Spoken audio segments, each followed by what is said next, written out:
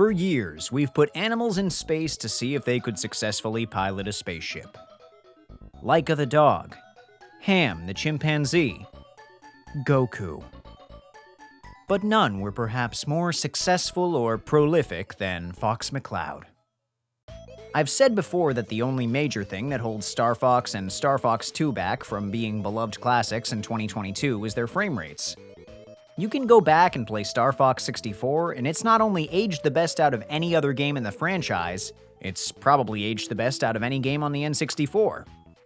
Not only were on-rail shooters a great way to show off the 3D capabilities of the 4th and 5th generation of consoles without teaching people to play cameraman, low poly has always made sense for the sharp, mechanical edges of a spaceship. While back then it was a limitation, now it's a visually distinct style, much like the strong resurgence of sprites that we've seen in the past decade. The on-rail shooter genre hasn't been given that same cultural spotlight, however, despite there being a pretty dedicated fan base for that niche. StarFox fans especially are always clamoring for another game, but after the failure of Zero for... yeah.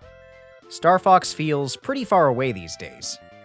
The audience is still there, and if Nintendo won't give us furries barrel rolling in space, then someone else will. Oh, they already have? And it's good? Cool.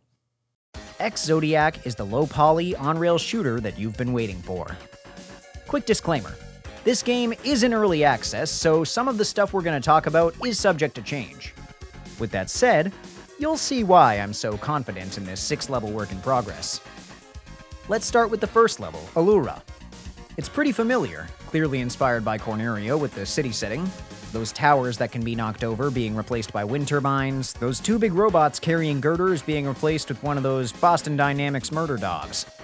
It's nice and familiar. Contrasting that are the small tweaks to the classic StarFox gameplay. Of course, you've got your standard shots, breaks, boosts, and barrel rolls, but one significant difference that changes the rhythm of the game is the charge shot. In StarFox 64, you could hold the blaster button, lock onto an enemy, and fire a more powerful shot that produced a small explosion on impact. This was helpful for taking out a cluster of enemies quickly. In Ex-Zodiac, this is replaced with multi-targeting missiles. The negative here is that other enemies nearby aren't going to get caught up in that explosion. The positive is that you can multi-target enemies anywhere on screen. This might seem like a trade-off, but for this game it really is the right choice, because the levels are scored based on a combo system. Being able to fire missiles on multiple enemies consecutively helps pace that combo system, making it easier to keep a higher number for longer. But if you miss having a big explosion, no worries. There's bombs in this game too. They also function more like a missile though, in that they travel pretty fast in a straight line and they don't lock onto enemies like the smart bomb, for example. But the explosion is as beefy as you're used to, and it can really obliterate some of the bosses. Speaking of that explosion, man, this game has great effects. The dramatic flair of an earth-shattering kaboom is very nice, of course, but they also do a good job of conveying visual information to the player. Your barrel rolls have a nice twist to them that helps make it feel like it's deflecting projectiles. The boost gives you this cool pink afterimage that makes you feel super fast. Many enemies have unique animations for when they go down, which makes taking down the big guys really satisfying, without taking you out of the moment-to-moment action either. On the other hand, defeating a boss is big and dramatic, making it feel like a real accomplishment. And it is an accomplishment. This game isn't easy, but it's also balanced pretty well.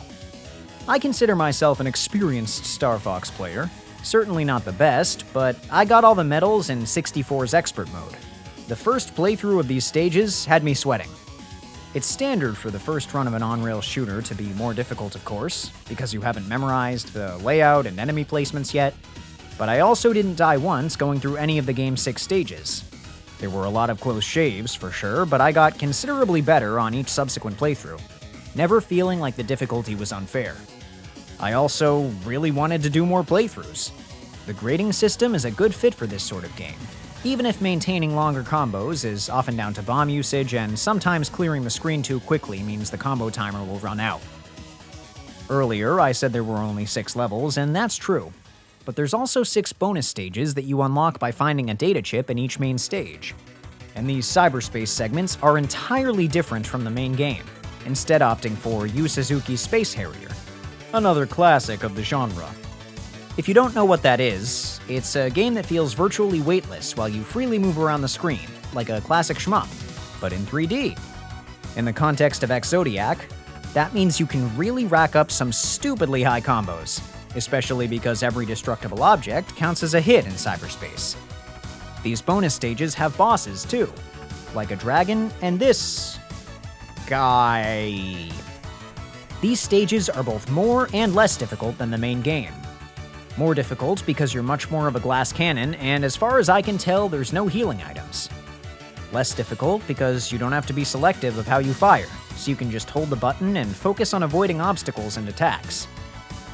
These bonus levels are a great tribute, but you do feel the sparse nature of this more vintage style versus the main game's really neat locations.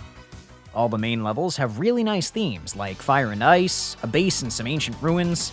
The water levels got some of those futuristic bubble houses like in F-Zero's Big Blue. There's also a bike level, which, if you're familiar with Final Fantasy VII, you know what's up. This game looks good, and none of the stages overstay their welcome. That said, it is super replayable, and while the core gameplay loop is solid, it also owes a lot to a phenomenal soundtrack from Plus Tech.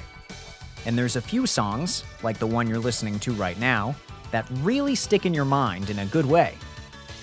The OST is pay what you want on Bandcamp, so if you like the game, consider sliding Plus Tech a couple bucks too. It's banger after banger. A couple of the previously mentioned minor issues aside, this game really is what you've been waiting for. A new on-rail shooter about furries in space that checks all the boxes, and more. I've been using StarFox as a lens for comparison because I think that's probably helpful for folks that would be interested in this exact video game. But really, if you like this arcadey style of short, action-packed levels, you're in for a treat. Again, it hasn't been the best-served genre in the past few years, but Ex-Zodiac demonstrates that there's not only plenty of life in it, but that it can still shoot for the stars.